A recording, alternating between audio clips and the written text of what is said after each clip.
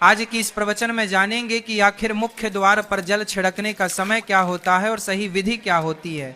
किस समय हमें जल छिड़कना चाहिए, मुख्य द्वार पर क्या मुख्य द्वार पर जल छिड़कने के लिए स्नान करना जरूरी है या बिना स्नान किए भी मुख्य द्वार पर जल का छिड़काव किया जा सकता है। झाड़ू लगाने से पहले या फिर झाड़ू लगाने के पश्चात जल छिड़कना चाहिए। और एक और प्रश्न आया है कि क्या मासिक धर्म में हम अपने घर के मुख्य द्वार पर जल का छिड़काव कर सकते हैं या मुख्य द्वार पर दीप दान कर सकते हैं। और जल से ही जुड़ा हुआ एक और प्रश्न है आपका कि मंदिर में जो प्रतिदिन हम एक जल रखते हैं उस जल का हमें क्या करना चाहिए, किस प्रकार प्रयोग करना चाहिए। क्या हम उसे खाने में प्रयोग कर सकते हैं या फिर हम किसी पौधे में डाल सकते हैं। उस जल का उपयोग किस प्रकार से होना चाहिए। और मुख्य द्वार पर जल छिड़कने से संबंधित आपका अगला प्रश्न है कि कई ऐसे लोग हैं जो कि फ्लैट में रहते हैं, कुछ ऐसे लोग हैं जो कि किराए के मकान में रहते हैं, एक ही कमरे में रहते हैं, तो उन्हें अपने घर पर मुख्य द्वार पर दीप दान किस प्रकार से करना चाहिए, जल किस प्रकार छिड़कना चाहिए, मतलब वह किस जगह को मुख्य द्वार मानकर वहां पर मुख्य द्वार से जुड़े हुए उपाय करें। तो आज की प्रवचन पूरी तरह से आपके प्रश्नों पर ही आधारित है, इसलिए बहुत महत्वपूर्ण है और ध्यान से जरूर सुनिए। तो आप जानते हैं कि मुख्य द्वार पर जल छिड़कने का सही समय क्या होता है और सही विधि क्या होती है। तो देखिए, यदि आप मुख्य द्वार पर जल छिड़कते हैं तो आपको ध्यान रखना है कि जल आप एक दिन पहले ही, मतलब रात को सोने से पहले एक पात्र में, कोई भी आप पात्र ले सकते हैं, जैसे कि आप एक तांबे का पात्र ले सकते हैं, तांबे का ना हो तो आप पीतल का ले सकते हैं, स्टील का ले सकते हैं, चांदी का ले सकते हैं, जो भी पात्र आपके पास उपलब्ध हो। एक लोटे में थोड़ा सा गंगा जल डाल दीजिए और उसके ऊपर शुद्ध जल भर दीजिए। और हाँ, गंगा जल ना हो तो भी परेशान होने की आवश्यकता नहीं है, सिर्फ शुद्ध जल से भी आप पात्र को भर सकते हैं। जल से भरे पात्र को अपने घर की रसोई में रख दीजिए। अब जैसे कि आप अगले दिन सुबह उठकर इस जल का छिड़काव अपने घर के मुख्य द्वार पर करेंगे। अब बहुत से भक्तों के प्रश्न आए हैं कि क्या हम स्नान से पहले ये जल छिड़क सकते हैं या फिर स्नान करना जरूरी है। देखिए, मुख्य द्वार पर जो सुबह सवेरे सबसे पहले जल छिड़का जाता है, जैसे कि जो रसोई में रखा हुआ जल होता है, यह एक तरीके से उपाय के तौर पर किया जाता है। घर में किसी भी प्रकार की परेशानी हो, किसी भी प्रकार के दुख दर्द रहता हो, गरीबी हो या फिर कलह क्लेश बहुत अधिक रहता है, मतलब किसी भी प्रकार की नेगेटिव ऊर्जा से आप परेशान हैं, बहुत समय से परेशानियां में ही घिरे हुए हैं, तो ऐसे में घर की रसोई में जल रखा जाता है और यही जल घर के मुख्य द्वार पर सुबह उठकर छिड़का जाता है। इस जल के छिड़काव से आपके घर की कोई भी परेशानी हो बहुत शीघ्र समाप्त हो जाती है। उपाय को करने से आपके घर में सुख समृद्धि भी आती है, कलह क्लेश से भी मुक्ति मिलती है, बीमारियों से भी मुक्ति मिलती है। मतलब देखिए, किसी भी प्रकार की मानसिक परेशानी हो, शारीरिक परेशानी हो, आर्थिक तंगी हो या आपके घर में कोई वास्तु दोष हो, किसी भी प्रकार का ग्रह दोष हो, जैसे कि कई बार ऐसा होता है कि कई लोगों के ऊपर कई प्रकार के बुरे ग्रह दोषों का प्रभाव होता है, जिसकी वजह से घर में परेशानियां सदैव बनी रहती हैं, तो ग्रह दोषों के प्रभाव से भी आपको मुक्ति मिलती है। दोष और पितृ दोष भी समाप्त होता है। इसके साथ ही जैसे कि बहुत से लोगों के प्रश्न होते हैं कि उनके ऊपर किसी ने कुछ कर करा दिया है, उनके परिवार में किसी भी प्रकार की पहले कोई परेशानी नहीं थी, किंतु अभी कुछ समय से परेशानियां लगातार आती जा रही हैं और कोई रास्ता नहीं मिल रहा है परेशानी से निकलने का। तो किसी के भी किए कराए तंत्र मंत्र का प्रभाव हो, किसी की बुरी नजर का प्रभाव हो, तो भी आपके इस उपाय से, मतलब इस एक लोटे जल से आपकी परेशानी स्वतः ही कुछ दिनों में नष्ट हो जाती है। तो ये घर की सभी परेशानियों से मुक्ति पाने का रामबाण और सबसे सरल, सबसे आसान उपाय होता है जो हमारे शास्त्रों में वर्णित है। तो आप अपने घर की रसोई में एक लोटा जल रखें, रात में भरकर और प्रातः काल जल्दी उठकर उसी जल से अपने घर के मुख्य द्वार पर छिड़काव कीजिए। अब जैसे कि बहुत से लोगों के प्रश्न आते हैं कि यह जल हमें किस समय अपने घर के मुख्य द्वार पर छिड़कना चाहिए। तो देखिए, सुबह सूर्योदय होने से पहले इस जल का छिड़काव आपके घर के मुख्य द्वार पर हो जाना चाहिए। आप चाहे इसके पश्चात आप शुद्ध जल से, मतलब किसी भी दूसरे जल से अपने घर के मुख्य द्वार को धोते हैं तो पश्चात में भी धो सकते हैं, कोई समस्या नहीं है, किंतु इस जल का छिड़काव घर के मुख्य द्वार पर सूर्योदय होने से पहले हो जाना चाहिए। और अब जैसे आपका अगला प्रश्न है कि क्या हमें स्नान करके इस जल का छिड़काव अपने घर के मुख्य द्वार पर करना चाहिए या फिर बिना स्नान किए भी कर सकते। और इसके पश्चात अपने पितरों का ध्यान कीजिए, क्योंकि हमारे घर की जो दहलीज होती है वहीं पर पितरों का वास माना जाता है। तो जब आप दहलीज पर जल के छींटे देते हैं तो आपके पितर बहुत प्रसन्न हो जाते हैं और उनका आशीर्वाद भी आपको प्राप्त होता है। तो सुबह जो आप जल छिड़कें, इसके लिए स्नान करने की आवश्यकता नहीं है, बिना स्नान किए भी कर सकते हैं। और अब आपका अगला प्रश्न है कि क्या झाड़ू लगाने के पश्चात हमें जल का छिड़काव करना चाहिए या फिर झाड़ू लगाने से पहले भी जल का छिड़काव कर सकते हैं। देखिए, जैसे मैंने आपको पहले ही बताया, सोकर उठने के पश्चात सबसे पहला कार्य जो आपको करना है वह जल का छिड़काव ही करना है। उसके पश्चात आप झाड़ू लगा सकते हैं। किंतु एक चीज का ध्यान रखिए, जब हम सोकर उठते हैं तो सबसे पहले बिस्तर पर बैठे हुए ही अपने दोनों हथेलियों को जोड़कर और दोनों हथेलियों को सामने से जोड़कर पूरी हथेली को देखा जाता है, उसमें माँ लक्ष्मी का ध्यान किया जाता है। उसके साथ ही पंच देवताओं का ध्यान किया जाता है।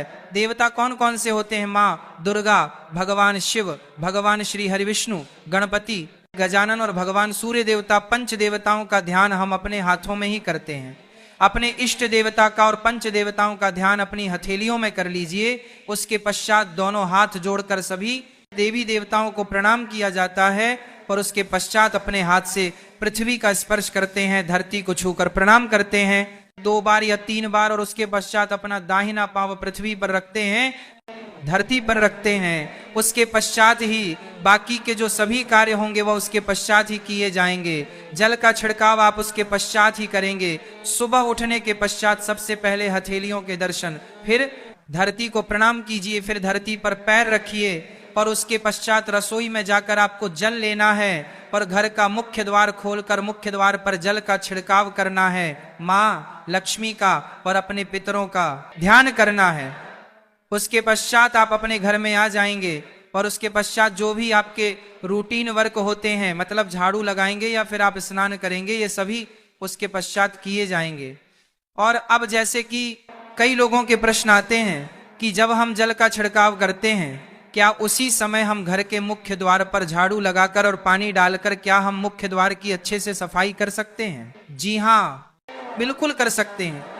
पहले आप जो रसोई में रखा हुआ जल है उस जल का छिड़काव कर दीजिए, उसके पश्चात और भी पानी डालकर। मतलब यदि आपके पास जल और उपलब्ध है तो और जल और घर के मुख्य द्वार की अच्छी तरह से झाड़ू से या कैसे भी सफाई कर सकते हैं। और कई लोगों के प्रश्न आए हैं कि हम किसी फ्लैट में रहते हैं या फिर किसी ऐसे कमरे में रहते हैं, किराए के कमरे में, कि हमारे पास एक ही कमरा है, तो हम जल का छिड़काव या फिर दीपदान कहाँ पर करें, किससे हम अपना मुख्य द्वार माने?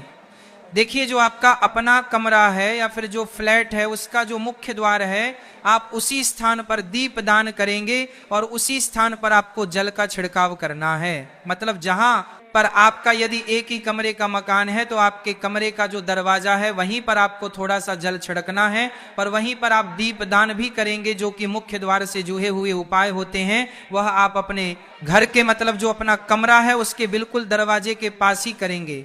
और आपका अगला प्रश्न है कि क्या मासिक धर्म में हम अपने घर के मुख्य द्वार पर जल का छिड़काव कर सकते हैं, दीपदान कर सकते हैं? जल का छिड़काव करने के लिए मासिक धर्म चालू हो या ना हो उसे कोई फर्क नहीं पड़ता, आप जल का छिड़काव कर सकते हैं। रही बात दीपदान की, तो दीपदान देखिए धार्मिक पूजा में आ जाता है और धार्मिक पूजा हम बिना शुद्ध हुए नहीं कर सकते हैं। मतलब मासिक धर्म समाप्त होने के पश्चात ही आप कर सकते हैं, बाकी जल का छिड़काव आप कभी भी कर सकते हैं, कोई समस्या नहीं है। और अब आपका प्रश्न है कि क्या मंदिर में जो हम जल रखते हैं क्या वो रखना जरूरी है, और यदि हम रखते हैं तो उस जल का क्या करें? देखिए, मंदिर में जल रखना बहुत जरूरी है।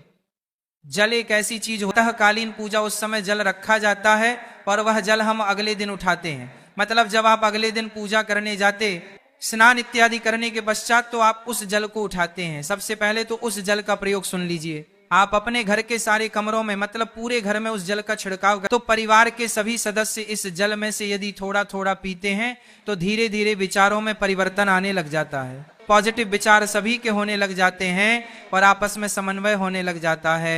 कलह, क्लेश और मतभेद सदैव के लिए समाप्त हो जाता है। और मंदिर में रखे हुए जल का अगला उपाय क्या है? परेशानियों से मुक्ति मिल जाती है और दिन दुगनी रात चौगुनी आपके व्यापार में तरक्की होती है। और मंदिर में रखे हुए जल को आप अपने घर की रसोई में, खाना बनाने में, पीने में भी प्रयोग कर सकते हैं। किंतु खाना बनाने में प्रयोग तभी कीजिए जबकि आपके घर में है।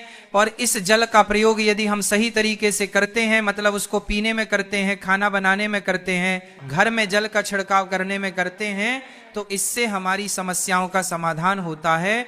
और यदि कोई भी कार्य नियमित तौर पर मतलब प्रतिदिन किया जाता है तो उसका हमें लाभ प्राप्त होता है। कभी कभी तो निश्चित ही आपको उतना लाभ दिखाई नहीं देगा, किंतु यदि आप नियम बना लेंगे कि हर रोज उसी जल से घर में छिड़काव करना है, घर में प्रत्येक व्यक्ति को थोड़ा थोड़ा पीने के लिए देना है, बचे हुए जल को पौधों में डाल दीजिए, दुकान पर छिड़क दीजिए, अपने घर के व्यापारिक स्थल पर छिड़काव कीजिए, बच्चों की बुक्स सेल्स में, अपने घर की तिजोरी में, हर जगह इस जल का छिड़काव कीजिए और नियमित तौर पर कीजिए। चमत्कार आपको निश्चित ही देखने को मिलेगा। इसी प्रकार से जो रसोई में रखा हुआ जल होता है उसका छिड़काव अपने घर के मुख्य द्वार पर कीजिए, तो इसका भी आपको लाभ बहुत ही शीघ्र दिखाई देगा। किंतु इसे अपने रूटीन में शामिल करना होगा, प्रतिदिन नियम से यह कार्य करना होगा, तभी आपको लाभ देखने को मिलेंगे। और हाँ, कई लोगों के प्रश्न आते हैं कि मंदिर पर जो रखा हुआ जल होता है तो जब हम अगले दिन उठाते हैं तो उसमें कई बार कुछ चीजें पड़ जाती हैं, ही कीड़े मकोड़े पड़ जाते हैं, क्योंकि खुला होता है। तो क्या हम उसे ढक सकते हैं?